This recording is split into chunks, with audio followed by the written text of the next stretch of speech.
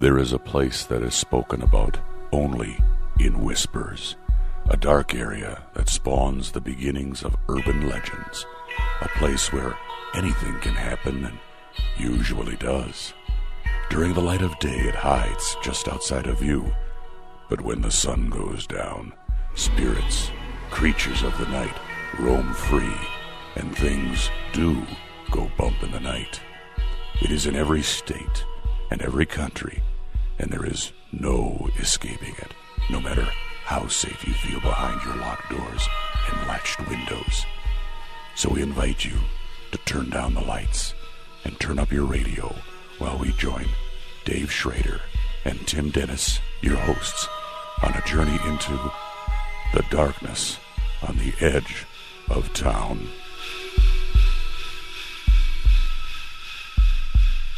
And welcome. This is Beyond the Darkness, your home for the best in paranormal talk radio, 5 nights a week now here on Podcast One. You guys asked for it. They heard it. You've got more darkness, more Beyond the Darkness every night, Monday through Friday now. You'll be able to download and listen to a brand new show, 60 to 90 minutes long. We're going to continue our journey into the strange and supernatural, and we're glad to be bringing you along with it for this. Now listen, we've got a great week lined up for you. Tomorrow, mysterious disappearances, dark legends of elementals and fairy folk. Steph Young will be joining us to talk about some really unbelievable cases throughout history of bizarre disappearances that may have to do with elementals, fairies, the wee people. Scientific support of reincarnation with Mark Anthony is a little later on in the week, and we'll also be covering the Book of the Dead, bizarre rituals and hauntings with our good friend Neil Story. But tonight, to kick off the new expanded version of Beyond the Darkness, I wanted to reach out to a good friend of ours who's got a brand new book out. The book is called Confrontation with Evil, the Possession that Inspired the Exorcist. Stephen LaChance, our guest this evening, as we kick off our new 5-night-a-week format. He's appeared on numerous television and radio show programs. You've probably seen him on documentaries on the Travel Channel. He's also been a part of the Booth Brothers documentaries, Children of the Grave and the Possessed. Stephen has also completed a documentary for the 5th season DVD release of Supernatural, the popular television series about the two brothers who hunt demons. Tonight we're going to take a look at a really interesting story. This is an in-depth review of the 1949 possession that inspired the movie The Exorcist. Stephen, welcome to Beyond the Darkness, and thank you for joining us tonight. Oh, thanks for having me. It's good to be able to talk to you again. I missed you, man. Yeah, it's been too long, and I'm glad you'll be kicking off our new expanded format here. So, like I said, I wanted to come out swinging, and this story has always been something that fascinates me. Now, for our listeners that might just be tuning in and are not familiar, Stephen, you've written a couple other books based on your own experiences with dark forces. Give us just a taste of that, if you would. I mean, how long have you been dealing with the paranormal in your own life? In my own life, well, you'd say from 2001 to 2011 was really the bad years, where things were really at a low point, and things were. We moved into a house in 2001, and from that moment on, things started happening. We were actually chased out of the home at one point, Dave. But it came with us, and it kind of stuck with us all the way through. About 2011, I had a surgery, and for some reason, I died on the table. It kind of kicked it out. So since that point, things have been pretty good since, though. I mean, they're not horrible. I mean, we had some events, but it's pretty calm since. Well, Stephen, you say you had something that literally chased you out of your own home. Mm-hmm. Was this something? Yeah, would you consider this a demon, or was it a malevolent spirit? What were you dealing with? You know, that is always the hardest question for me to answer to someone. And I think, talking to other people that live through this kind of thing, the labels kind of are difficult to put on it. Some people will, might say demon, some may say ghost. But in my case, it's like, I'm not quite sure exactly, and this could change 6 months from now, Dave. I'm not quite exactly sure what it was at this point, whether it was a ghost, whether it was a demon, whether it was an evil spirit. The Catholic Church will tell you it was a demon. They did a whole report to say it was a demon. My thing was this thing attacked us, and it attacked my children. It locked them into a room. I don't really care what that label is going to be on it. Right. The fact of the matter is, it was bad. Let's put it that way. What drew it to the LaChance family?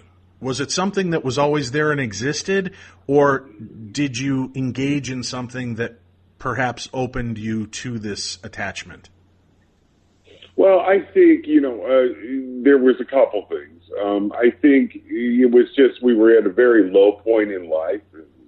I had a sister that had just died, and I was left raising 3 kids on my own. So, I mean, if you look at it that way, from a energy standpoint, everything was pretty negative at that point. I think that was part of it.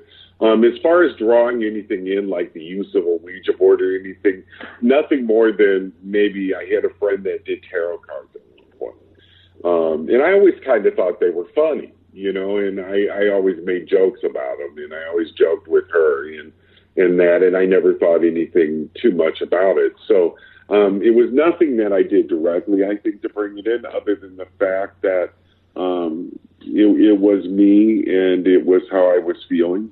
I think was the majority of it. If you go back into the history of the family, there's some things where,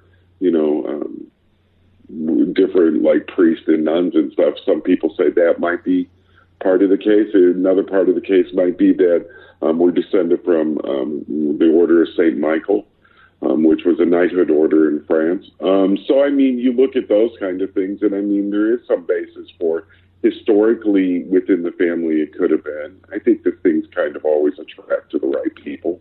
So maybe that is the case. But who knows? But anyway, to do anything directly, never anything directly to bring it in, I wouldn't think. And when you were under attack, let people know to what end that means. I mean, is it, things were moving around your house, you were hearing scratching in the walls, screaming, were things banging, hurting you, hurting your children? What was the full extent of the anguish? Well, a little bit of all of the above. Really? Wow. Well, yeah, I mean, it starts out really subtle, though. I mean, things are really subtle as it begins, and little things that you notice. In our case, it was a picture that wouldn't hang on the wall. It was a picture of angels that my daughter wanted on a wall, and I couldn't get it to stay on the wall. Now, looking back at that, I see that as being something a little bit more. But then it went from boxes moving around to the sound of banging.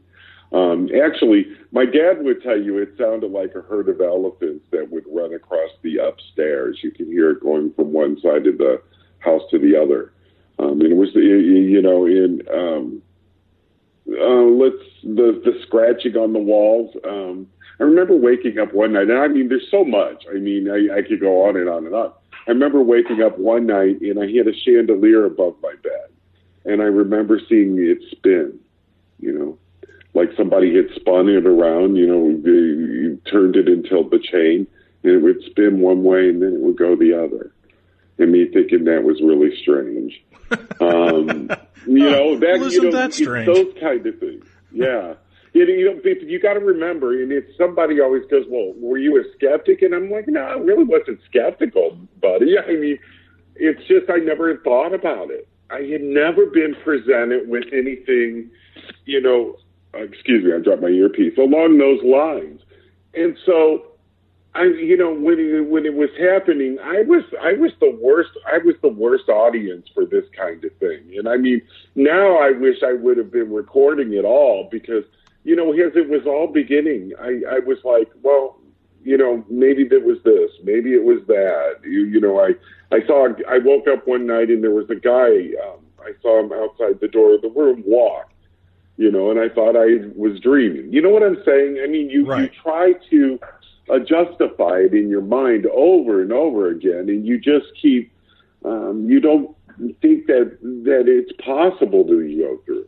And then, of course, as it goes on, things get worse. Things start moving. Things start missing. Children are being terrorized. You're finding children screaming, and you're seeing shadow figures, and it locks the kids in a bedroom at one point and wouldn't let me in the door to get to them. you know? So that's the kind of thing you do, and it just keeps going and going and going, and it's like, and as each thing moves, it's like it goes up into a different level. You know, it's doing a little bit more, and it's, you know, it's screaming, and it's, you know, all of the above. All of those type things. Stephen, why does it, I mean, if it's really a malevolent spirit, if it's really an angry spirit or demon, why does it start off so non-assuming? I mean, that sounds like a Hollywood thriller buildup, you know, the little things going on, the chandelier swinging slowly or spinning in circles, and then it amps up to being locked out of a room and all of that taking place. Why don't they just come out swinging? And I think I think in our case it did, though, Dave. I mean, really, it didn't take long to build up to that. I mean, it was like within a couple weeks. Some cases take longer. I don't know why it does it. I think maybe it is as you start believing in it, as the fear starts feeding into it, as that energy gets more negative, and we were already in such a negative state, I think that feeds it, and I think that's why you get this growth. It's, you know, it's like a mushroom cloud. It starts out slow and then it blasts into something quite larger. And I think that's part of it. I think it's the buy-in to it that feeds it. Does that make sense? I guess there's a lot to it. You think that the more attention it gains from you, the experiencer, the stronger it gets. You know what's interesting about that is I thought just the opposite when it was happening in the beginning.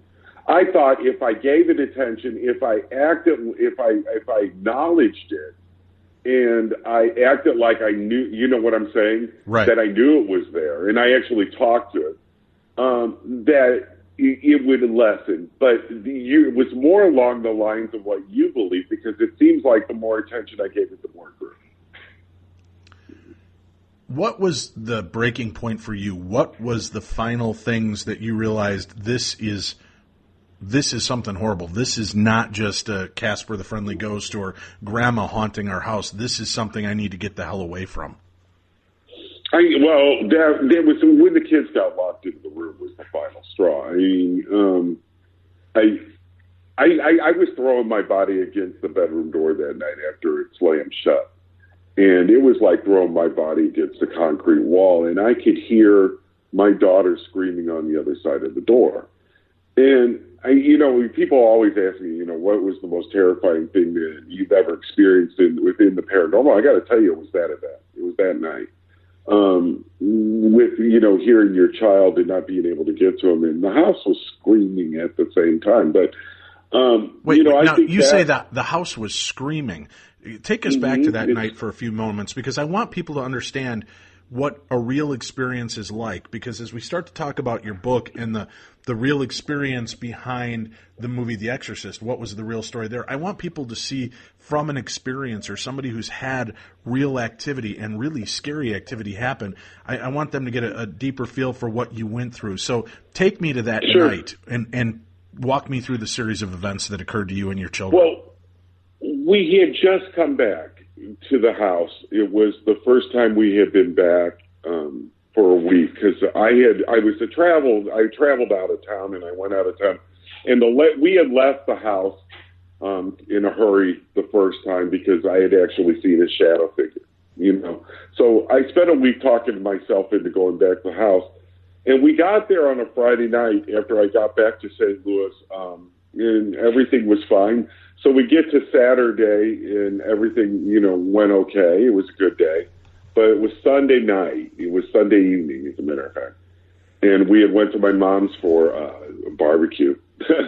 And we got home, and I was sitting in the chair, and the kids were, I was just going to tell you the story. The kids were playing in the bedroom. There were two, and we were all in one bedroom at that time. We were in my bedroom because I didn't want to get them too far out of reach. There were two doors to that bedroom. I was sitting in my chair. They were playing in that bedroom. I was in the family room, and the phone rang, and I was talking to my mother. And she was calling to make sure everything was going okay, because she was worried about it. She knew what was going on. And I heard the doors shake in the house. And when I mean shake, it sounded like somebody was rattling the doors. Mm-hmm. And at first I thought it was the boys up right. I have two sons and a daughter. and I thought it was the boys up running around the house. And I told him to stop it, and my mom asked me what was going on, and I told her, well, it was the boys up running, okay? And then I heard it happen again, and this was like the proverbial scary movie, by the way, because every time I would hear it, it'd be a little stronger and a little louder, you know? I always think of that story, you know, it came a little stronger, it came a little louder kind of thing, you know, that you hear as kids, but it was really like that, and I told, you know, and I cut it out, and every time I would tell the boys to cut it out, it got louder. And my mom was like, "Are you okay?" And it was at one moment, right after I told the boys to cut it out, that my daughter calls me from the bedroom, and she goes, "Dad, what's going on? I'm in here reading, and my brothers are asleep." And no sooner than those words came out of her mouth that both of the bedroom doors slammed shut on their own. I could feel the floor shaking. Now, I've had people tell me what that is now, and I didn't understand it at the time. To me, it almost felt like an earthquake, but they say that when a large amount of energy dispenses, that you'll get that shaking. And I was actually getting that, and I could hear screaming. Now, I heard one person screaming. I heard a man screaming. Which I had heard before. My daughter will tell you a totally different thing. On the other side of that bedroom door, she claims she heard a lot more people screaming. I just heard the one. The closest door to me was the bedroom door, and I could hear a booming, and there were stairs that came down by the other door, and I could hear like somebody was coming down slowly, like stomping down those stairs, one at a time. And I went to the bedroom door, and I went to open it, and when I went to open it, it wouldn't open. And I tried again, and it wouldn't open, so I threw my shoulder at the door. And I'm serious. It was like throwing my body against the wall. And I want people to realize, let me mention, Stephen, for people that have not had a chance to meet you or see you on any of these shows, you're throwing your body against the door is not like most people throwing their body against the door. You are, what, 6'1"? You are one of the tallest human beings I've ever met. And you're a big guy. You're a big, strong guy. So you're throwing your body into this door. Your heightened anxiety because your children are behind this door. You're hearing screaming from the house. You're hearing screaming from your children. And this door refuses to yield to what you're doing and the battering you're giving it. Yeah, this is the kind of adrenaline you hear about when people are lifting cars. Seriously. I mean, and I'm 6'7". I'm a big guy. And I got to tell you, when it was all over, my whole right side was bruised. That's how hard I was throwing myself against this door. And she's screaming. It's screaming. It's shaking. You know, I'm throwing myself against the door. At one point, you can put something to this. You can take it the way you want to. I went, God help me, for some reason. That's when the door gave. I went bounding into the room. The boys were waking up, obviously. They were they were sitting up, you know. I come bounding in the room and with all the screaming and the noise going on. And I looked at them and I said, get out the front door, because it was the closest door. And I said, get out the front door, stand by the car, I'll get to you. And I got to my daughter because she wasn't moving, Dave. And when I got to her, I realized she was in shock. She was. And I grabbed her into my arms because I couldn't get her to move. And I'm running out of the room. And as I'm running out of the room, there was another door to the bedroom that was closed behind me, and it slammed open. And I felt something on my feet, but I never turned around to see what it was. And that was the last straw. That's when we got out. And I couldn't see. Well, being a parent, I mean, you look at it and you see what just happened to your children. You can't, you can't go back to that. No, there's just no way. See, and you're the guy. You're the guy when we're watching horror movies and things get bad, and we say, "Get the hell out!" You literally did it, but you were in a different position. I got the hell out. Yeah. A lot of people, unfortunately, are not as lucky as you, because a lot of people, they don't have that ability to just pick up and leave the house that they've sunk all their money and time into. Well, that's exactly the statement. One of the very first interviews I ever gave live was the great Art Bell, by the way. And he said the same thing, because somebody had said, well, why don't people just get up and go? And he said the same thing, and it's true. And after doing this work for a number of years, there's so many people out there, they don't have any other family, right, or they can't afford it. You know, I was lucky. I had my mother and father didn't live too far away. You know, I was out like, you know, $4,000 for the move and everything, but I had a place to go. There are people that literally have no place to go. So, I mean, you know, think of what it would be like if all of a sudden something happened or someone told you that you cannot go back to where you're living right now. And think of how horrible that might be. Right. And the angst it takes you through, man, I can't begin to tell you what that does to you psychologically. I can't begin to know. I'm a father. I've got 7 children, and if I was ever in that position, I'm pretty sure, like you, another place to live or be damned, I'm getting the hell out and I'm putting a torch to that house. You know, if things are holding me back from protecting my children, it's time to get the hell out. But unfortunately, Stephen, it wasn't that simple. You couldn't just walk out the front door and the experience was over. I remember, I look back at it now, and I think the big mistake I made, if I'm at fault somewhere, the big mistake was the last day when I was moving. And this is hindsight's 2020, but I had walked in the house. I was packing up boxes. I was getting us out is what I was doing. And my dad was with me. I wasn't by myself. And it started pounding like it did upstairs while I was trying to pack. I mean, think about it. You're trying to get out, and it's doing, and I got so mad. I mean, I got really angry. And, a lot of times they tell you, get angry, go tell it off.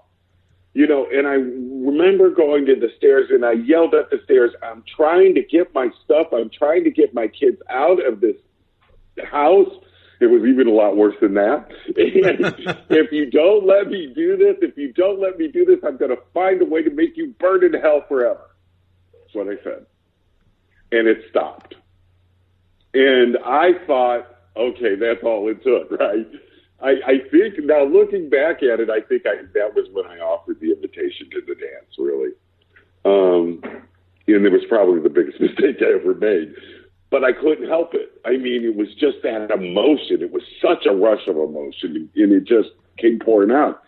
And so shortly after that, after moving out, you realize that it didn't go away. The nightmares start. The kids are seeing strange things, and you're doing things that you shouldn't be doing. And, it was almost to the point of, when it was around 2004 where I wasn't sleeping hardly at all. I was afraid to sleep at that point. I mean, because every time I would sleep, the nightmares were so extreme, by the way. And it's hard to explain, and everybody will go, oh, well, nightmares. And it's like, I cannot explain these things to you because they're not like the normal dreams that you would have or nightmares that you would have. They're very, very real. And it was 3-4 nights a week, and I'm not ashamed to say it. I mean, there was a moment when they had to tackle me into the front door in the middle of the night because I was running out of the house. I mean, that's how bad it got. Wow. So I think that was the reason. I think it came after me, and I think it's because I challenged it to come after me. When you left your house, though, you said that this thing didn't leave you alone. It continued to harass you and your children, even though you left the premises. Yeah, right. After we left, and it was. I was, Dave. It was funny because it's like a haunting came to us and asked us if we would do the show. And I didn't. At that point, I mean, there was still stuff going on, and we probably shouldn't have done it. But we thought, well, maybe it'll help us find some help. Number one, good help, which is hard to find. Or number two, maybe we could help somebody else. But every time we would do something, we would have to pay a price. We paid a big price for that one, by the way. You know, so it got to a point where it was, you ever want to know why a movie was never done? There you go. I've turned down a bunch. Because we paid a price many, many times. So. Are you concerned? Are you concerned then by continuing to research and put yourself into the world of the paranormal that you're just painting a big bullseye on yourself for more issues? This is the last book. That's what you said. That's what you said after the last book. No, this is the last one. Yeah, I know I did. Why? I thought here's the reasoning behind it, and you'll understand why. The last book, I thought, well, okay, that's going to be it, and I'm going to go into fiction, and then this came up, and it was actually a quite famous radio host that got talking me into writing it, but. I thought, well, this would be okay because this is not dealing with a personal thing. This is dealing with something else, and I thought, well, I'll go ahead and do it. If not personal book, I'll do it. And it was a mistake. And this one would be the last. We're going into fiction after this. This one was tough. Well, then we're going to discuss that in a few moments. The new book, Confrontation with Evil, an in-depth review of the 1949 possession that inspired The Exorcist. And if you'd like to get a copy of that book, it comes out in February. It's really easy. You can go to the largest online shopping mall in the universe. Go to visit Amazon.com. But do it this way. You can help out Darkness Radio Beyond the Darkness by visiting our site at Podcast One. Click on the Killer Deals link. Then click my show logo. So you'll see the little ghost with the microphone. Click that, and you'll see Amazon and all my other sponsors. Then when you click the Amazon link, you can bookmark it so it's super easy to use next time. And every purchase you make, a small percentage gets passed on to our radio show, to our podcast to keep it going and keep the money coming in for it. And it costs you nothing extra. There's absolutely no other fees associated or attached. You will notice no difference in buying it directly from Amazon or buying it through our link. It just goes a long way to help keep us moving and doing what we love to do here. So again, you can visit that by going to podcastone.com. Go check the Killer Deals link and look for Darkness Beyond the Darkness, and you'll find all that information right there. And then every time you make a purchase through Amazon for all the great books, documentaries, and films you hear us talk about on this show, it will make it available to you. As a matter of fact, talking about visiting, check all of our advertisers. You have no idea how important this is going to be because, again, these advertisers believe in Darkness Radio. They believe in you. They like what they're hearing on our show. They like that you guys are tuning in, and they want to work with you. They want you to enjoy the great products that they offer. So support our advertisers. Look, the alarms are going off. That just proves to you how much they want you to check out the advertisers. As a matter of fact, right now, Tim and I just started on something really great. I've been a client myself. Tim's just starting. It's called HelloFresh, and they want to change the way people eat forever.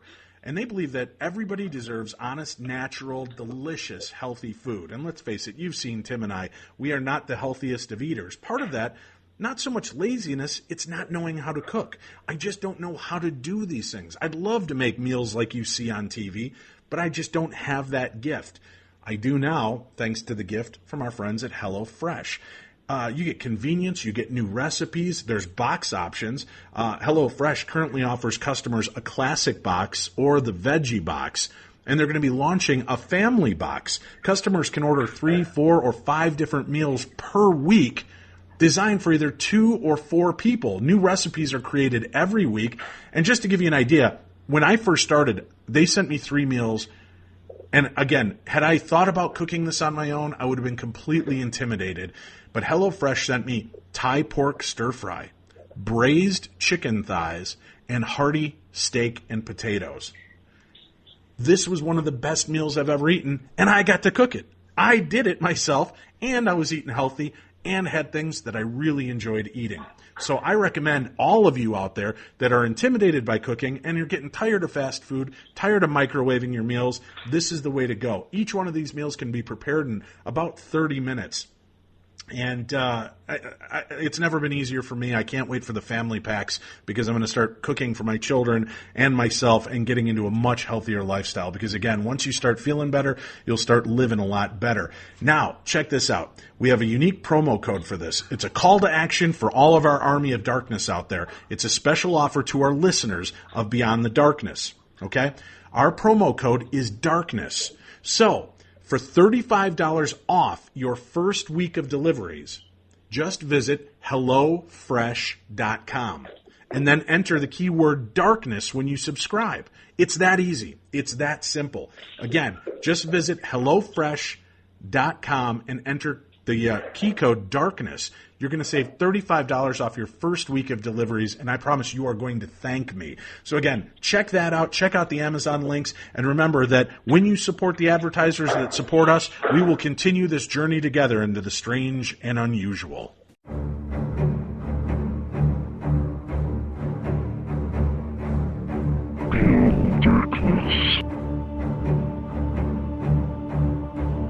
Hey, here's some other exciting news for you guys. Not only do you get me this week, 5 days on Beyond the Darkness, you can join me on Coast to Coast AM, the best in overnight talk radio. I'll be hosting this Friday and Saturday on Coast to Coast AM, and I'd love for you to join me. You can go to coasttocoastam.com, click on the Stations tab, and you'll be able to find stations in your area or on your XM Sirius dial so that you can listen to the show live and be a part of it. We've got a lot of great stuff coming up this weekend as I take over the reins from George Norrie of Coast to Coast AM, midnight till 4 a.m. Central Time. Go check it out at coasttocoastam.com. All right, we're back with Stephen LaChance, our guest. His new book, Confrontation with Evil, an in-depth review of the 1949 possession that inspired The Exorcist. And many of us know that a lot of Hollywood movies take the liberty of saying something like that this is based on a true story, that it's inspired by a true story. But sometimes fact is even creepier than fiction. Sometimes what you see in the movies doesn't even touch the reality of what these stories are. And a lot of you may not know this, but The Exorcist was based on an actual account and a story that spans a few years and spans different states and has had lasting repercussions in the paranormal society. Stephen LaChance, our guest. Stephen, what drew your attention to digging into this story and going a little deeper and finding out all of the nuances of it to present in this book? Well, the first thing about it is when you grow up, I grew up in St. Louis, and St. Louis is obviously where a lot of this took place. When you grow up here, it's like any other city. You get the history of where you live, and people talk about it. And this is one of those things in St. Louis that people talk about continually. And so, growing up, you hear all kinds of stories. You hear all of the urban legends that are fed into it. You hear all of the different ideas about it. And, a lot of the books have been done, but no one really that grew up and lived in this city has ever written anything about it. That was one of the aspects. Another one was, some of the locations that I went to in 2005 and what happened there. I did a show, as a matter of fact, you were talking about Coast to Coast. I was on with George one night, and we were talking about it. And, and I was telling him about some different things because we were going through the history of St. Louis. And George he goes, and I was telling him about this statue I had seen because I had bought a house, and the house is in the same neighborhood where the Alexian Brothers Hospital is, where the exorcism concluded.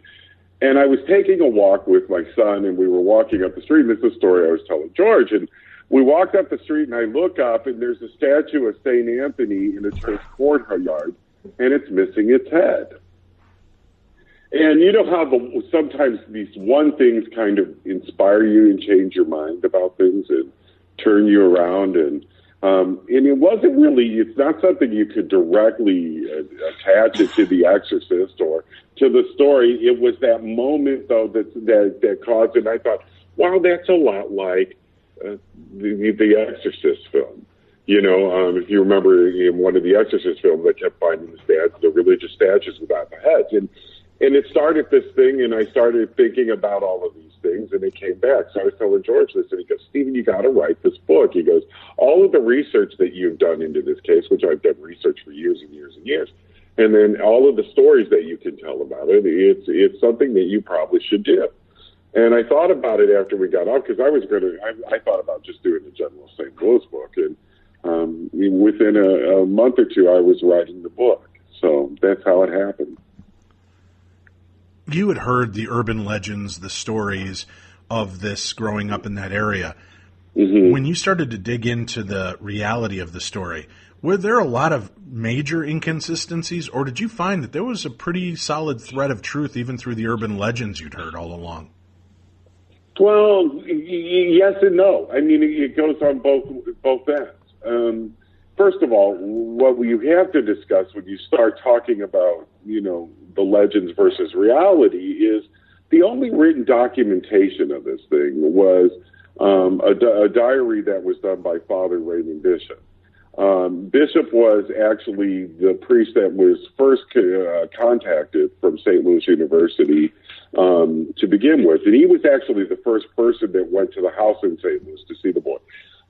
He actually wrote a diary that was discovered in a drawer in the hospital years later. But what's interesting about this, to me, is that, a lot of people claim that, it was the secret diary and all of this and that. Well, no, this diary's been around for a long, long time. A couple different books have been done on it. But when I sat down to read the diary, is really was a turning point for me. Because I had known things about it, and I had been to locations and certain things that happened. Excuse me, I dropped my earpiece.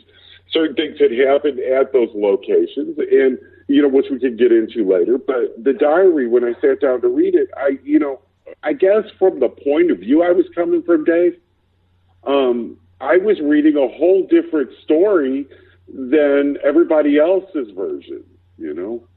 As I started reading it, I started reading things that I think what had happened was people got so wrapped up in Blatty's telling, fictional telling, because it was just an inspiration, that they forget that there's a real story here. And even when the story is placed in front of them in bold print, they ignore what is there. Let me give you an example.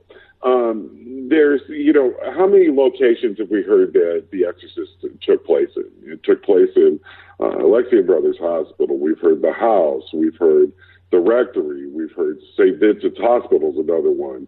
A room in SLU University that was not connected to the church, a completely different one. I mean, I can go on and on. I mean, in St. Louis, I swear to you, it's like it's like in Missouri where Daniel Boone slept. I mean, this boy was exercised in probably every building here. Seriously. So, but the point of the matter is when you look at the diary and you get into the diary, it's very specific about where events happened in the whole case and where the events happened in St. Louis. And the only places that it discussed, the house, the rectory in St. Xavier's Church, Alexian Brothers Hospital, and one afternoon event that happened at the White House Retreat, which is a Jesuit retreat in the outskirts of St. Louis. That's it. There is no other places. That's the only places it talks about. Now, to me, all of a sudden, I was like, that raised some flags. It caused some, I need to do a little bit more investigation into this, right? Because it's like, because everybody else is saying, here, and it's not happening here. So I looked, I'm like, well, what is the validity of this diary? Well, it turns out it was a valid document. The thing about it that interested me most, though, is to realize the amount of belief you have to put into it. Well, obviously, it's based on your religious belief, number one. But number two is to realize that this was an internal document that was written never to be put out for public consumption. Right.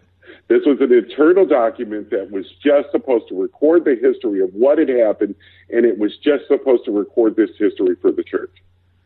that makes that document very, very valuable to what happened to this case. It is a historical record. It was written for historical purposes, and even more so, it wasn't written for anybody else to read but the church itself. It becomes very, very valid. So it became something of an obsession that I sat down and I started into, and I decided, well, what would be the coolest way of investigating this? And I'm like, well, you're an investigator. I mean, I've worked how many of these private cases through the years? I've been through exorcisms. I've seen those kind of things. I've worked those kind of cases. How would I deal with this? And let's say if somebody brought me this as a case and they put this down in front of me, how would I look into it? And I started digging into it. And I started writing as I digged into it. And it was interesting to me because one of the first things that you find is the boy was blamed for a lot of this. People kind of say the boy brought it onto himself. I mean, you've heard that story over and over again. Right. The aunt did the Ouija board with him. But what is interesting is when I got into it, I never put the blame on the boy. It never happened. It's not written that way either. When you get into it and you start realizing there's a whole hell of a lot of blame that goes to the mother. I'll give you an example. There's a point in the exorcism, actually in the beginning stages, they're still in Cottage City, Maryland, by the way, at this point, which that's where the diary, I know you've heard all kinds of different places in Maryland. It was Cottage City, Maryland. The diary tells us this. They're still in the house there, and the mother is seeing writing appear on the boy. Now, previously before that, she had heard there was like a marching and knocking going on. And she was a strong Lutheran woman, Dave, strong with religious belief. But the interesting thing is now the aunt that taught the boy how to do the Ouija board had died. Okay. They had activity going on in the house. The mother hears this knocking. She's holding her son on the bed. The grandmother's on the bed with him, and the bed's shaking. Does she scream out, "God help me"? Does she scream out a prayer? Does she do any of that? No. What she does is something that is very, very interesting to me. She goes, if you're Aunt Tilly or Aunt whoever, give me 3 knocks. And it knocks 3 times. If you're Aunt whoever, give me 4 knocks.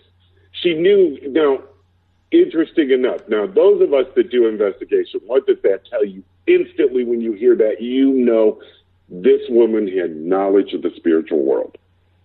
She knew how to communicate with it. Right. And not only that, this is happening to her son, but even though this is still happening to her son, she's still communicating with it. Now it goes on. Gets interesting here. She starts seeing writing appear on the boys. As a matter of fact, it tells her to bring the boy to St. Louis. Now, what caught me about that whole portion is when I got into it is the description from the boy of how he was feeling.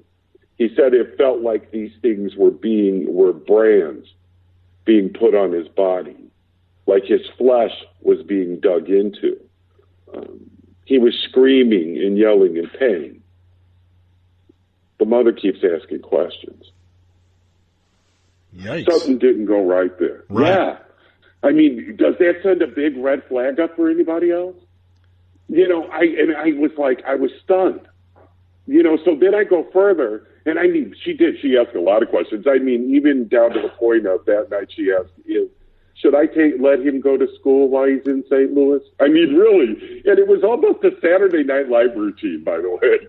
Because you can imagine this mother and this kid screaming and shouting in pain, and her going, well, should I go down the street for him? That kind of thing. And I kind of chuckled, but I felt so bad for this child. I mean, your mother is the person in this world that you should trust more than anything with your well-being. And so I got into it further. Now, she goes to look for help. Do you know who she doesn't go to the church. She doesn't go to the Lutheran church first. She does end up going to them, but she doesn't go to any religious institutions first. She doesn't go to a medical doctor or psychologist. She does do that eventually, but she doesn't do it at first. She goes to a spiritualist. She goes to a spiritualist, and the spiritualist tells her some things and tells her, well, according to the diary, it tells her everything was all right. That they didn't see anything, to worry about. They did some mumbo jumbo, which didn't work. So then she goes to the Lutheran priest. Now, the Lutheran priest was in contact with the Rhine Institute because he was interested in the paranormal. He ends up tying, now there's two stories about what he does. He either ends up tying him to a chair, one night, or he tries tying him to a mattress, which the mattress ends up on the bed, and he gets slammed against the bed springs being cut. Either way, this minister lets him down completely. She goes to a priest, who at first doesn't even see the boy, who actually ends up trying to get an exorcism done. Now, we get into this in the book. There's some that say that an exorcism was done and what had happened at this exorcism. The diary actually says that the exorcism was called for, but they bring him to St. Louis before it occurs.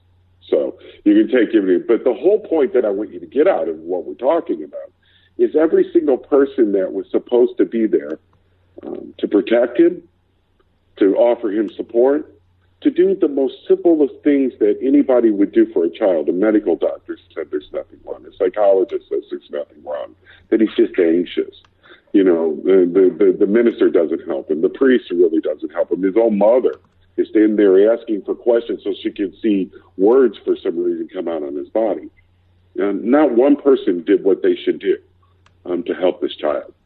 But this was a different time, though, Stephen. This wasn't the advent of Ghost Hunters, Ghost Adventures, Paranormal State, Most Haunted, A Haunting on TV, where people kind of know. I mean, it was the 40s. This was still around the time of the spiritualist movement because it was, which we find happens and comes up around wartime.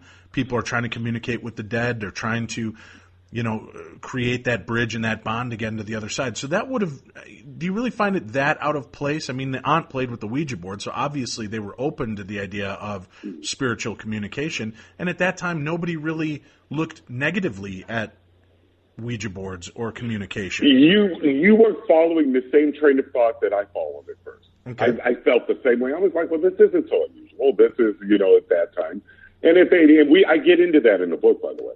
I even talk about it. It's, it was nothing for someone to be doing a Ouija board, communicating with the dead, and then going to church on Sunday. Right. I mean, yeah, it was a party part game. Of it. Yeah, it was a party and parlor game. It was a party game. They even made popular music at that time about Ouija board that you could hear at dance halls and such. So it was a different concept than what we look at Ouija boards as now. And funny tie-in is, right, up until the 1970s, Ouija board was always pretty popular, and it was The Exorcist, that 30-second scene with the Ouija board that kind of set it onto its spiral. Killed it, right? Yeah, being the dark, horrific tool of the devil that it's been known as ever since.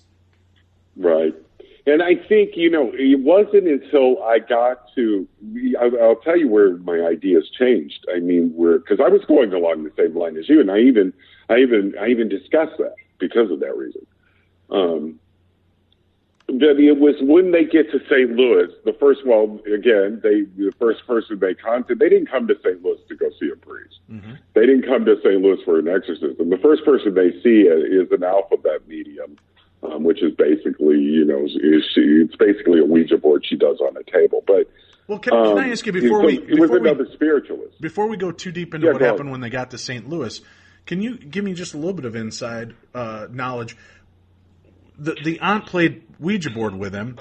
Had there been experiences in their life up to that time? Can we really tie this kind of happening to? Nobody talks about experiences, and the diary doesn't get into any experiences that happened with him prior. They discuss the aunt playing with the Ouija board with him. As a matter of fact, I've read things about him as a child. The type of child he could have been, and I discussed that a little bit. There's some. It depends on how you look at it. There's some that might say that there was something else going on there at some given point. Right. Maybe there was even abuse at some point. It's been raised. Those ideas have been raised, but nothing that I can see that actually literally points that there was activity going on previously. This was a new thing. As a matter of fact, what I found interesting from the father's perspective is he kind of thought it was rodents at first because of the scratching noises they were hearing. Right. And so they tried to deal with it that way. So, I mean, I found that interesting because he was kind of me over again in that way. But, yeah, I mean, there's nothing in there that really indicates to me that there was something going on prior. So I found that interesting. For some reason, it's this, and I believe I have a pretty good line on it. Once they get to St. Louis, it kind of shows its hand on exactly why it was there and what it was doing. So, what pushed them to St. Louis? Why, of all places, why do you go from Maryland to St. Louis to deal with an exorcism? Mm-hmm. Well, she sees that she came from St. Louis, by the way. Okay. She had a lot of family that lived in St. Louis. So when she saw Lewis, they come out on his chest. She instantly believed it meant to come here. The questions that night specifically were that, and then should I take him to St. Louis? How soon should I take him? But doesn't that seem weird that you're going to ask the demon if you should go to St. Louis and it's going to tell you that, knowing that you're about to go take it for an exorcism? Well, they never knew that he was going for an exorcism. Right, but you would think the demonic realm would know, hey, if we tell her to go to St. Louis, this is how things are going to play out for us.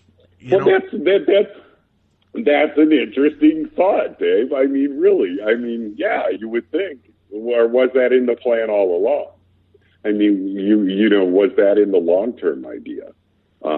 Did they foresee, excuse me for just a sec, did they foresee, the hype that would come later on? There's some that argue, when we talk about the late William Peter Blatty, may rest in peace, by the way. Right, just passed away a week or two ago, right? Yeah, he sure did. He really believed that he was going to bring the young back into the church with the Exorcist. That's what he believed. He thought it was he was being an apostle, and he was going to bring people back to the church. He thought it was a very inspiring story that was going to grip people and bring them. And I think in some ways maybe it was the opposite. I think that maybe what had happened was it made the devil into entertainment, or evil into entertainment, or negative, whatever you want to call it. I think what it did there is, so maybe this thing, whatever it is, or whatever you want to call it, let's call it demon for demon's sake, I guess. Looking into the future, maybe it saw this and it realized that it would open up the age of diabolic, and it was possible that there would be a time when people could turn on a box and the devil could come into their homes with just the turning of a switch. I mean, stop and think about it. It's kind of frightening if you do. Well, you know what, and that does lead us another interesting aspect, because you were very on point when you said this diary was not written to become public knowledge. Mm-hmm. This was an account. This was a documentation of the events that occurred to be looked at and reviewed by the church. So how would that fall into the hands of Blatty to give him the inspiration for this anyway? Well, he had from what you can get out of research, there's some that'll tell you that, he got his hands on the whole diary. There's some that'll tell you, well, he never got his hands on the whole diary. There's some that tell you that no one outside the church ever read the diary until Thomas Allen. Blatty himself, it's hard to say if he ever did, but there's in some of the things that you read, I've read it both ways, that he never read the diary, that he had read the diary. I've heard, that he was going to school and it was an instructor that let him read it,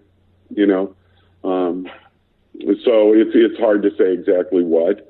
I don't think that this was such the secret document. I mean, it was so easily come by. I mean, Thomas Allen, when he talks to Father Holleran, who Father Holleran was, he worked in The Exorcist, Holleran produces the diary right away, and like it was nothing. So, I mean, I think it was out there. I think Blatty hit his hands on it before, sure. All right, so but then that does again kind of bode into your idea of, was this wheel set in motion by the demonic realm to ignite this story? What I find fascinating is if they were devout Lutherans, the Catholic Church is very particular in who they will help, and it usually rhymes with Catholics. Yeah, right. And that's not a slam. I'm not trying to put down the Catholic Church or belief system. I'm just saying that usually the Catholic Church will try to push you back to your own religion or your own belief system to deal with that when you're dealing with the demonic realm. How did they leap from a religious Lutheran family in Maryland to a Catholic diocese in St. Louis to get help? Well, they started with the Catholic Church. They started with the Catholic Church at home. You know, she goes to see the priest, which I think is interesting because I said the same thing. I'm like, the Catholics don't necessarily jump, but it was interesting because when they get to St. Louis, a number of things happen. Like they see the alphabet medium and everything, and it was a cousin of his that saw what was going on, that went to St. Louis University, and she was in Father Bishop's class, and she goes up to Father Bishop, and and thank God she had the foresight and the knowledge to realize there was something else going on. Up until this point, nobody seems to have a real clue. Nobody seems to be helping. Okay, at least that's what the way the diary does. So she goes to Father Bishop. Father Bishop goes and gets the permission to go do a blessing and such. He goes to the house, does the blessing and such, and realizes that there's something much more going on, and that's how he comes back. And then Father Bowdard, who was the pastor at the St. Xavier College Church, which is part of St. Louis University, was put onto the case and became the Exorcist. But if she wouldn't have had the foresight, and I think the fact of the matter is she was going to a Catholic university, she was Catholic. So there was a Catholic connection in the family, and then once the church got involved, they couldn't turn their back. Actually, interesting enough to speak about it is the boy becomes a Catholic during the exorcism. His parents become a Catholic on Christmas Day following the exorcism. But interesting enough, they do end up becoming Catholic at some point. But the family members, I guess that was the easiest way to do it. All right, they get into town, they get referred. How long does it take for the Catholic Church to research this and deem that it's truly diabolical in nature and that a true exorcism needs to come and be taken care of? It's immediate. Bishop goes, he does the blessing, and this is where the telling is, by the way, which we'll get into in a moment. When he goes and he sees what's going on, it's immediate. He knows from moment one that there's problems, and that what needs to be done. That first visit is the first visit that tells him, and that's when he goes and he asks Cardinal Ritter for permission for an exorcism. But it happens that quickly. It's not a long, drawn-out process. It happens almost immediately. He gets within a day. The horrific scene that we've all seen in the movies with the exorcist standing outside the front of the house occurs. I mean, it happens pretty quickly. So, well, doesn't that seem strange too? Because from my understanding, it took a lot to get an actual exorcist involved in cases. Mm-hmm. Yeah, I thought that was strange too, but it must have been, horrific. Think about it, and I point this out in the book at one point. It's like, if this thing is scratching things into his body, and he's doing all of these contortions, spitting and cussing and all, the stuff that's going on. I think of yourself as a priest standing there looking at it, and I mean, there's a chair that flies across the room at one point. I mean, so all the indications are there of everything that they would look into. Plus, he had already seen a psychiatrist and a medical doctor, so that was already out of the way. It never says if he was in contact, if Bishop contacted back to Cottage City, the priest there, to see, what goes on. They never mentioned that. I think there's some protection that's probably going on to what happened there. I think something was maybe could have been botched there or something. It's hard to say. It's the great mystery whether any of the exorcism took place in Maryland or not. Some will tell you there is, and some will tell you there don't. The diary claims that it did not happen. So, all right. Now, to what extent does the activity take place? I mean, are we seeing manipulation similar to the movie? You already mentioned that back in Baltimore, the mother sees words appearing in the child's skin. I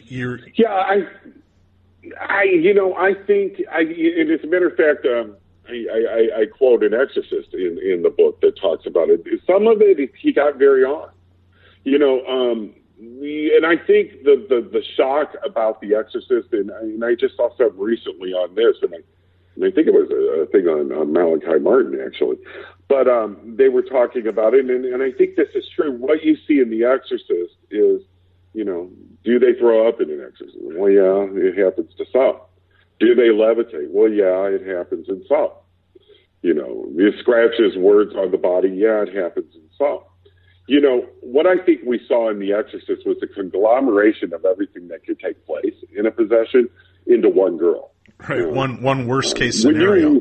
One worst case scenario. But when you see the boy, he was doing a lot of this stuff. I mean, a lot of this stuff was going on, but it wasn't to that extent. His head wasn't spinning around. I don't think where they talk about her, when you see her vomiting a lot, his thing was he urinated a lot. By the way, it was different. So I mean, there were some things that were very different. The one scene in The Exorcist, she comes out and she urinates, but they were very different than what Vladdy did. I think what he did was he took a lot of different things and he put it together.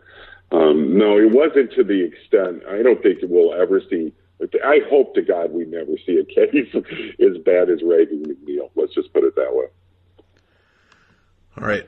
I'm curious, as somebody who has dealt with the darkness before, as you start reading this diary and you're reading what's going on and how easy it was to open this kind of dialogue with the demonic and the diabolical, are you at any point thinking, you know what, maybe I just need to leave this story alone? Mm-hmm. There was a point, and I'll tell you, the first day of writing it, I listen to music when I write, and I'll listen to something that's along the lines of, actually, you'll crack up when I tell you.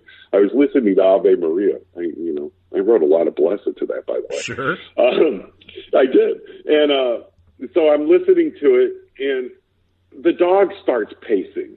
Elliot's dog, which she's a border collie. She was pacing back and forth, and she was acting kind of strange. And I'm watching her, and I'm writing, and it's kind of creeping me out because and then she goes to the stairway, and she's looking up the stairs like she's looking at something. And then there's a knock on the door. And this is the middle of the day, Dave. I'm writing in the middle of the day. And I go to the door, and this is going to crack you up. I go to the door, and I answer the door, and they go, "Do you have Jesus in your life?" And I'm like, "Oh, my God, no." And I shut the door at that point. I didn't know what else to do. I mean, I was so shocked at that moment because, you got to think, I have Ave Maria playing, the dog's acting up, I got the Jehovah's Witnesses or whoever at the door wanting to save my soul, and I'm writing on a book on The Exorcist, and I just had to laugh. I mean, that was day one. That was day one. That was day one. And, I mean, there was times, I tell you what, there was times when it was just so horrible living in his world. You know what I mean? Right. Seeing what was happening and what was going on with him, it was bringing back some memories, sure. Now, in reading the documentation from the church and hearing the different aspects, were there ever any times that the priests or the church were like, let's give him back to the Lutherans, this is creepy? I mean, was there ever any time that they were hesitant to get involved? No. And that was the thing that I, in my mind, if you're a Catholic and you believe in saints and canonization, The Exorcist Father Baldern is a candidate for canonization, and why he was never been put up for canonization, I'll never know. Because you got a man that was, I'll give you an example. There's a scene in the diary, and I'll call it a scene for no better word. Right. I don't know, and it's an entry. And he's at the bedside, Dave. And he's lost a massive amount of weight. Some people say up to 70 pounds. Okay. So he's frail. This is the Exorcist. He's frail. He's got to fast almost daily, right? Okay. He's got this going on. His brother, who's a medical doctor, had said that he had oozing boils all over his body. Okay. And he didn't know why. And his brother couldn't find a reason for it. So he's got these oozing boils over his body. He's exhausted. He's malnourished. But he's on his knees on the side of this boy's bed, and this boy screaming and yelling, and he's praying for him. And he's trying to, in his mind, whether right or wrong or whatever you believe, this priest was there, and he was trying to save his soul. And it struck me profoundly. And I was like, wow. This guy was, if there was a saint to ever walk the earth, this guy was a saint. Yeah. I mean, I would have been out of there a long time before. The first time he broke a nose, that would have been it. I mean, because he does. I mean, he spits at him. He calls him the most horrible and horrific of things, and this guy just keeps going, and he keeps going, and he's physical. And it's emotional, and it's battering him, but his faith was much stronger than anything I have. And I don't know where that comes from. And man, I admired it. I got to say it. I can't say it strongly enough, but I admired him a lot. And I think, you got to realize, I mean, this case changed the way people think about things in the world. And there's something that happens at the end of it that's actually miraculous. That in most places, if this would have happened, they would have made it a holy place. And there's some reason that they are not doing right in the right thing about this and the right thing about the God. And I asked the priest once, I said, why do you suppose that is? And the priest looked at me and he goes, because I think they wanted to keep it secret. Well, it's not a secret anymore. Here you go. This boy goes through this ordeal from start to finish. Mm-hmm. How long did it take for them to do the complete exorcism? Well, they see him in the beginning of February. I think it's the first time to lay eyes on him, and it ends on the Monday after Easter in April. You're talking about a very short period of time. It wasn't like drawn out. It wasn't like a 6-month ordeal, Well, your idea of short time and my idea of short time are different, because if one of my children is demonically possessed, 32 hours in, I'm ready to just sell him and find a new home and new children. Well, buddy, look, I dealt with this thing for 10 years. Yeah. I mean, if you got to look at it from the perspective of these cases. Look at Annalise. I mean, that went on for a long, long time. Right. So, I mean, when we talk about 3 months, that's nothing, not even quite 3 months. It's a little bit under that, actually. So is it every day that they're going in and doing this exorcism on him? Yes. Okay. Every day. And every day is the same prayers, and it misleads them at times. And they'll think it's over with, and there's a reprieve, and they think they can rest, but it comes right back. It plays with them. It tries to convince them of when it's going to be over, and they try to guess at it, and it plays number games with them. It gets into numerology at some points too. It's kind of interesting. And then you find out what the mother is actually up to. And when you find, we can talk about that because I think this is important. When you find out exactly what the mother's up to, you realize that the boy wasn't the target at all. The boy was a tool to get to the mother. Really? The mother was actually the target of it. And if there was ever another institution that was used during the case is when the mother had her breakdown, and I think it was the moment she realized what she did to her son. Because the first time Father Bishop goes to the house, that question and answer period starts again, by the way, and the mother starts asking questions. But it comes out at this point in the diary that you find out that the mother is asking questions about none other than where did the dead aunt bury the money? Oh. Now, how many times have we all heard this story? How many times have you heard this story and no one ever mentions the money?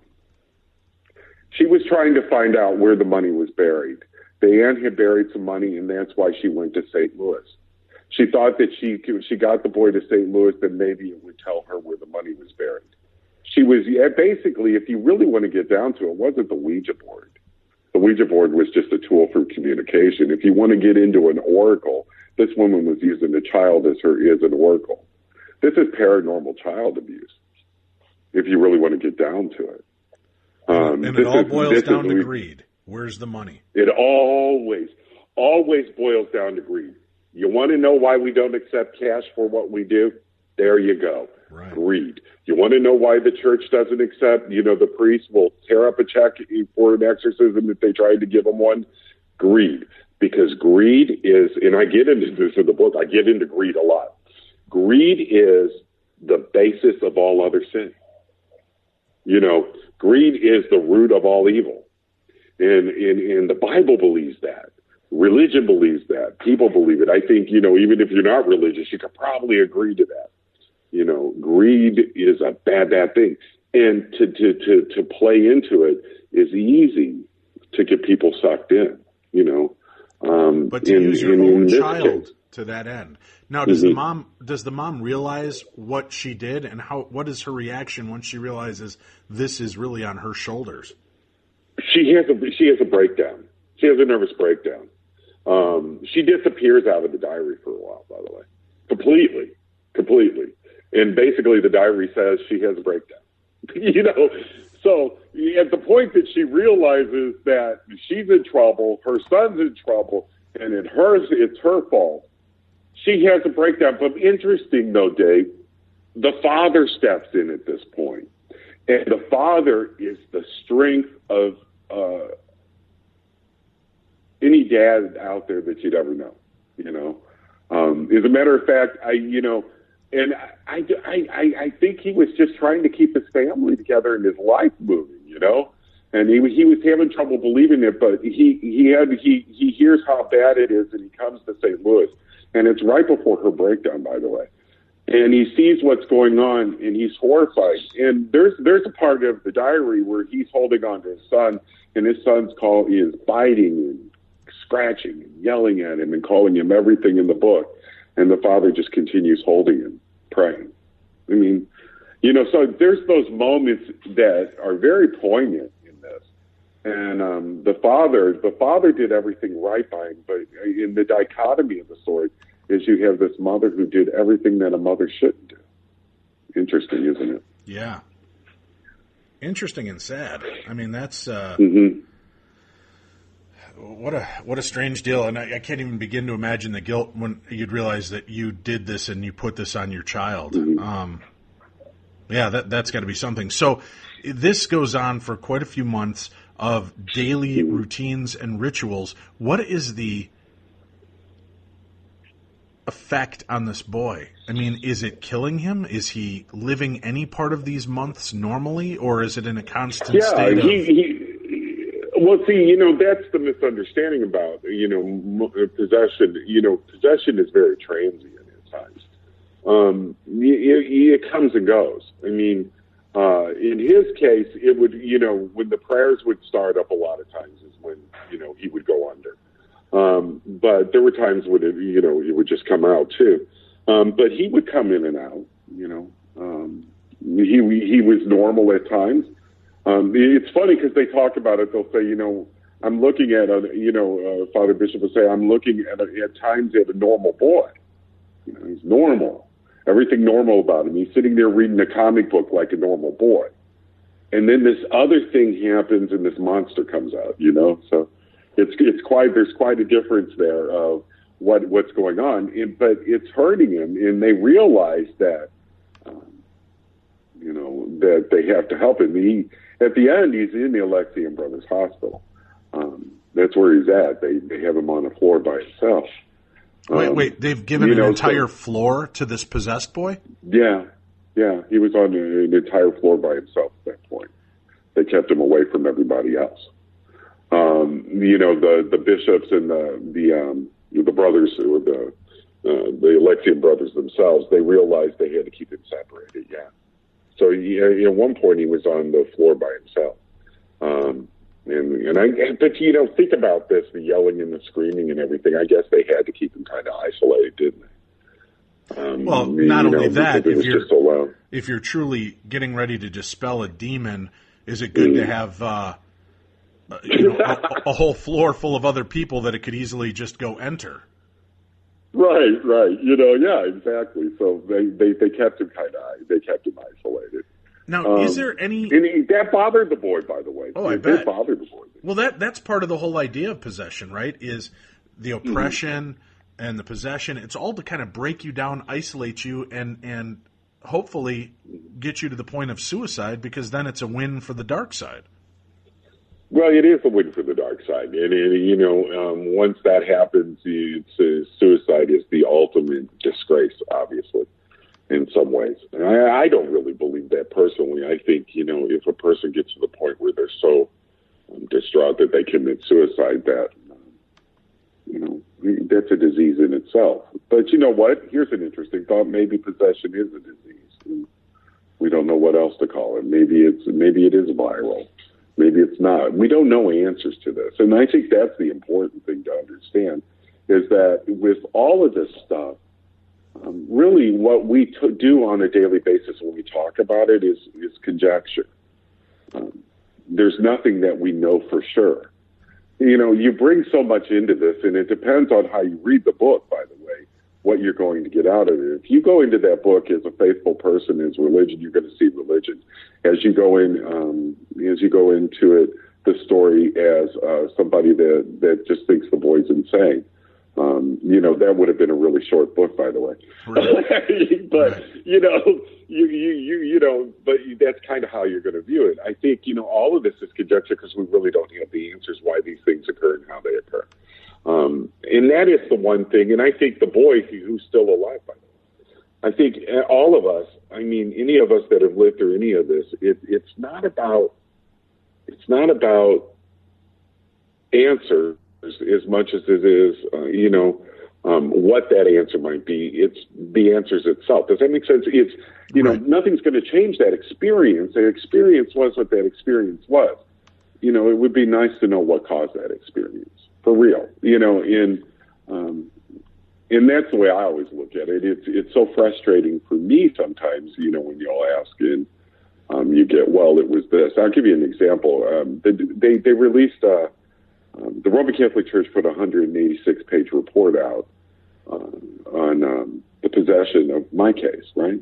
We've talked about that. I remember sitting down reading, not 186, 156 pages. I remember sitting down to read it, and it was the scariest document I ever read, and it was about me. And I remember after I read it, I called my mom, and I said, Mom, my God, they sent me this, and I went through this, and I went through that from their point of view today. And she started laughing, and she said, I want you to keep in mind something. That is one person's point of view. Only one. She goes, it's the point of view of the church. That's different. She goes, take out of it what's valuable to you and what you can see where you maybe can change and where you can make yourself better and what you can learn out of it. But always keep in mind that is one person's point of view. Right. It was very wise words, and it's the way we should look at the paranormal overall, this case as well. When they finally were able to break that affliction with this demonic being to this boy, and it had fooled them before, did it ever resurface in his life? Is there ever any mention of that happening again? There is no indication. And that's I hear, as a matter of fact, the boy claims that he doesn't remember anything. Interesting enough. Which, dealing with these cases, and people that have been through this, and myself, I mean, it never seems to be fully gone. So, I mean, I find that hard to believe in the fact that he says, I've never met anybody that says they believe that they remember absolutely nothing about their ordeal. There's something there that they remember. So I think that may be a protection on his part to say, I don't remember anything, because in that way he doesn't have to talk about it. And I get into that a little bit. I mean, think about what it must be like. And I think of our good friend Christopher Quarantino at the time. Remember, what must it have been like growing up as the boy from the Amityville? What must it have been like for this boy to know that he was the basis of the Exorcist? My God. I mean, you would try to not talk about that as much as you possibly could, wouldn't you? I look at Christopher, and I think there's a lot of correlation between the two in that way.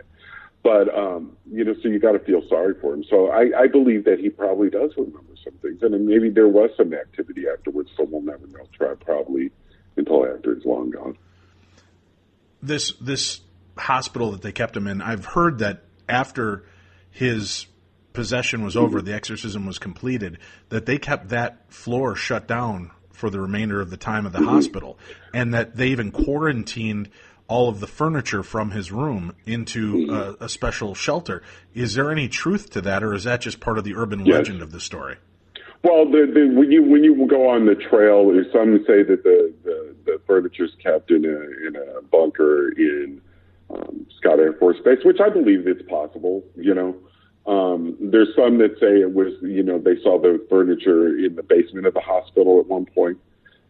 It's a little bit of a mystery. The floor was quarantined. Interestingly enough, people that worked at the hospital during the times that the floor was closed off, there was a security guard. As a matter of fact, the book even has a new telling from someone that worked in the hospital during those times, by the way, that I unearthed. And these are respectable people. I mean, these are like heads of nursing staffs and heads of nursing homes that I was talking to that were doing their beginning nurse work there, by the way. So, I mean, these are respectable people who don't want to they don't want you to share their names. But it's interesting enough to talk to them, because there was a security guard there, and he liked taking the nurses up to the floor and showing it to them. So you get a pretty good idea. What struck me is at the head of the bed, numerous reports talk about it, like a big burnt spot on the wall at the head of the bed, like something was burnt into the wall. But there are indications of that is interesting. But yeah, so the hospital wing is finally torn down, by the way. And but did it remain? The hospital. Did that floor remain closed off through the? It remained closed off. They never used it again. Wow. Now that tells you something. That's kind of weird. And to me, I don't know about you, I think it's just fascinating that it's a hospital. One floor is roped off. I guess the demon can roam that hallway, but is bound from taking the elevator down to the next floor and getting somebody else. Oh, no. What's interesting about that is I have, when I talk to people, there's nurses that claim the whole place there was paranormal activity going on in that whole hospital. Oh, really? It wasn't just that floor. There was a lot concentrated to that floor, but there was stuff going on. There's a nurse that claims that she was. This was a creepier story, because I kind of related to this one in a way, for no other reason than it creeped me the heck out. She's walking down the hall. It's the middle of the night, and there was a hall of religious statues, and they started staring at her, looking at her. And it scared her so much that she leaves. I mean, visually, their eyes moved and followed her. And she actually ends up leaving the hospital. I mean, I thought that was kind of creepy, but they all talk about activity. But even the ones that would go, the ones that went on record, and even the ones that would not go on record, they all talk about activity, by the way, in the whole place. Now, it was interesting. None of them ever said they were made to sign any sort of non-disclosure or anything, which I found interesting. So it wasn't like they were trying to hide the fact. I think they thought that if they told people their story, they would think they were crazy. you know? And I think that's a lot of it. It's a lot of why they settled. And right. There was so much more willing to talk to you if they can go anonymous, or if you promise them it's off record, you know. There were a few that I can't even get into, but all of them did talk about activity. The house itself, I had an opportunity while working for the Ghost Adventures TV series as a location scout. My first episode, they wanted an iconic Amityville horror style location, and I connected them with the owner of the house in St. Louis where the exorcism began. And being on the outside watching in, what I was really interested in is, okay, it was the 40s when this exorcism took place in this house. There's really no reports of much going on in that house since the 40s. But in one scene, while the guys, and this freaked them out, I had texts and calls coming in from members of the cast that while they were outside discussing the story, you could physically hear this cracking of glass. And when they looked up, one of the window panes in the bedroom where the boy had been began to crack. And it was something straight out of a horror movie. Bill Chappell and Aaron Goodwin, while they were stationed in that room during the investigation, Bill said there was definitely something starting to amp up in that room. The puck, the paranormal puck, and some of the equipment he was using all started to elevate. There was a lot of things going on. And he said, good, bad, or different. At that point, Zach pulled them out of that room. And he says he's kind of thankful that he did because there was something building. Is that uncommon that it'll go dormant for all these years, and the minute you go scratch and sniff, it starts showing and rearing its ugly head again? Well, you start paying attention to something, right? Right. You start giving it, it could be something totally different, by the way. It might not even be the same thing. And and I get I might be very critical in the book a little bit about that, but it's, I think the investigators kind of stirred it back up. And that's not unusual. And it's like, if this family starts looking for any type of monetary from it, it could get worse even too. But as soon as you start paying attention to it, sure, Dave, it's like anything else. I mean, if you're going to pay attention to it, it's going to behave. And, and in this case, it's going to do something that it might not. That house could have been completely cleansed for a number of years. You go pay attention to, and I got to say this, and I'm going to preface this before we go further. There were other investigative groups in there before the Ghost Adventures team. Well, yeah, of course. So this is not on them, because what I'm going to say is pretty serious here. I think it got stirred up. And I think by bringing in paranormal investigation teams and bringing in the public the way it was done before Ghost Adventures got there, they stirred it up. Now, whether it was the thing that they stirred up or something else, I don't guess we'll ever know. But I think you could probably safely assume that it was probably the thing. Okay? And I think that's dangerous. I think, it kind of lends some questions on the responsibility that we hold in some of these places. I think but you know what? I'm critical in that sense, but in a sense, I'm not critical because this is our paranormal holy grail, in some ways. I mean, it's a very powerful case in the history of the fabric of the paranormal. So therefore, I think it should be investigated in some ways.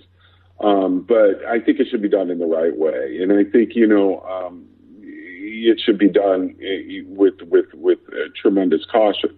I think the guys did a good job. I talked to Bill Chappell about it when I saw him last summer because he knew I was doing the book, and we discussed it. And he kind of agrees with me. I mean, if you start giving it attention, it's gonna come back out of the woodwork.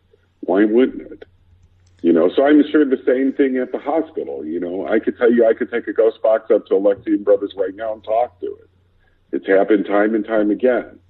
Interesting. You're in Alexian, just in the parking lot where the building used to stand, and you sit there with a ghost box and start talking, and it'll come on and tell you how, in very foul language even, how it hates the boy. And it's just one of those things. But interesting enough, in all of the locations, I'll tell you this because this is interesting. In all the locations, anytime I tried talking to it at that point, which, by the way, because of this case and what I did within this case, I don't even do that anymore. But it always came up with the number 6.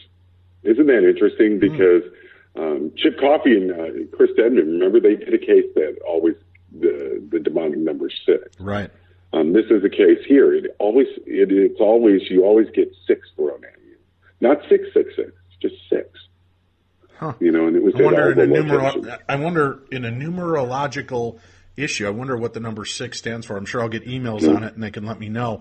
Hey, Stephen, I can't thank you enough. Because I get into numerology. Oh, good. It's covered in the book. Well, check it out. Confrontation with Evil, an in-depth review of the 1949 possession that inspired The Exorcist. Stephen LaChance, our guest. We'll put a link up to Stephen and to the book, which will be available in February for you to buy and get. And remember, get it on Amazon.com right through our Killer Deals section here at Podcast One. Go to Killer Deals, look for the Darkness Radio Beyond the Darkness banner, and you'll see that. Click it, and it will take you to their Amazon deal. You can go in and order it. There's no extra fee to you, but every purchase you make through that will actually help keep our podcast afloat. So keep on chiming in and helping us out with it. Get all the books, documentaries, movies, and things through that link. Bookmark it for yourself so that you can be a part of keeping us on the air. Tomorrow, when we return, mysterious disappearances, dark legends of elementals and fairy folk with our guest Steph Young. That takes place tomorrow here on the best in Paranormal Talk Radio. For Tim Dennis and the special thanks to our guest Stephen LaChance, I'm Dave Schrader, and this is Beyond the Darkness.